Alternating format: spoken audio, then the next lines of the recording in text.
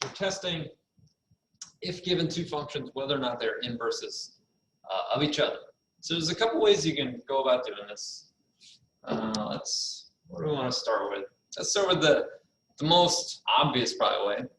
If f of x, if the inverse of that is is 1/3 x plus 1, we could just figure out what is the inverse of f of x. So if we do that like we've been doing, replace f of x with y, and then swap the x and y values in our function, and then isolate y. So if we do -9 to both sides, we get x minus 9 equals 3y, because the 9's cancel out, and then divide both sides by 3, and we get, this is x over 3 minus 3, and that is our inverse of x. And then we compare that to our g of x. So we have the 1/3 x, that's good, but it's -3 instead of +1. And since they're not exactly the same, we say no, not inverse functions. Okay. And we could do the same thing. We could find the inverse of g of x, and this would come out to something probably close to, but not exactly, 3x plus 9.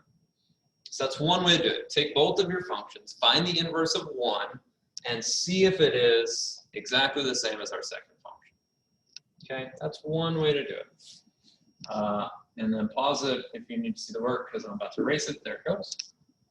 The second way to do this is there's a special relation. And if you think about how a function at the inverse works, then this will make a little bit more sense, is that if we were to take the composition of those functions, so if we said, what is f of g of x, right? If we were to close parentheses there.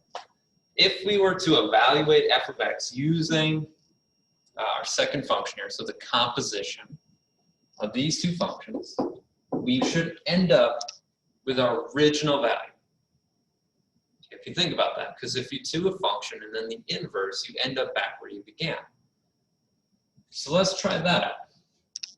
So if I were to take f of x, so 3x plus 9, and then replace this x with the entirety of g of x, and that would give me 3 times 1/3 x plus 1 plus 9.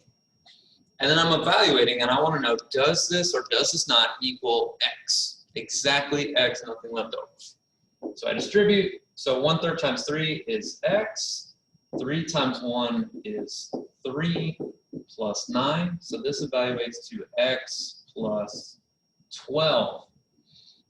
So since f of g of x did not come out to x, we'd say no, so not inverse functions.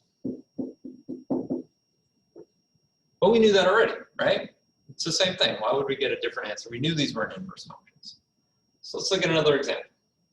So 2x minus 5 and x plus 5 over 2. So let's try the same idea. Let's see what is the composition of these two functions. My parentheses a little bit better this time. F of g of x. So I start with f of x, so 2x minus 5. I replace this x with g of x, so 2 times x plus 5 over 2 minus 5. Okay? And, well, this one, since it's 2 times something being divided by 2, these 2's will actually cancel out. So that's just x plus 5 minus 5. And look at that. 5 minus 5 is 0. So all we're left with is just x. So if the composition of those two functions is x, then these must be inverse functions. And we could test that out. If we actually determine what was the inverse of this one, we would say that x equals 2y minus 5. So we would, whoops, not divide yet. We'd add 5 to both sides, plus 5 plus 5. So that's x plus 5 equals 2y. And then we divide both sides by 2. And look what we're left with. X plus 5 over 2 equals y. And x plus 5 over 2 is our g of x. So we literally took the inverse of 1 and got our second. So these two functions here must be inverses of each other. So there's two ways to calculate whether or not two functions are inverses. One is to literally just take the inverse of a function and compare it to the other. The second is to take the composition of those functions and check to see, does it equal x? Okay, there you go. There's also a third, much easier way to do this. But if I told you that, you wouldn't get to do any of this fun work. So if you find it out on your own, then good job, you can do that instead. Otherwise, do your work and then have fun.